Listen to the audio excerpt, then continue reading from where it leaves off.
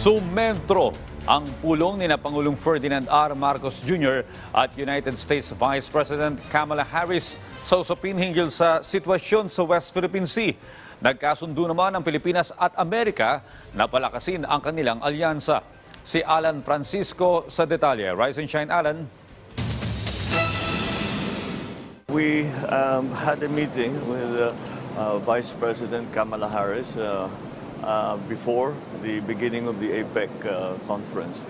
And we just generally chatted about... Iyan ang kumpirmasyon ni Pangulong Ferdinand R. Marcos Jr. kaugnay ng naging pagpupulong nila ni United States Vice President Kamala Harris bago ang pagsisimula ng APEC conference. Ayon kay Pangulong Marcos, ang kanilang pag-uusap ni Vice President Harris ay sumentro sa assessment ng Pilipinas sa sitwasyon sa West Philippine Sea, lalo't ang bansa ay patuloy lang sa pagsusulong ng mga hakbang para mapanatili ang kapayapaan sa rehiyon. Nabanggit din ni President Marcos na may kipag-usap din siya kay Chinese President Xi Jinping para talakayin ang mga hakbang upang maiwasan ang paglala ng tensyon sa West Philippine Sea.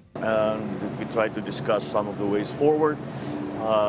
And I think that generally speaking, especially after my meeting with President Xi, which I'm going to have sometime today, after that we'll put together the ways forward. Binigyang diin ni President Marcos na ang Pilipinas ay pinananatili ang kapayapaan sa rehiyon sa tulong ng Philippine Coast Guard, Philippine Military at ng buong gobyerno. Sabi ng Pangulo, kukunin niya ang pananaw ni President Xi sa kanilang pagpupulong at tatalakayin kung ano ang maaaring gawin. Again, we will get the view of the Chinese president on what we can do to bring down the temperature, to not escalate the situation in the West Philippine Sea.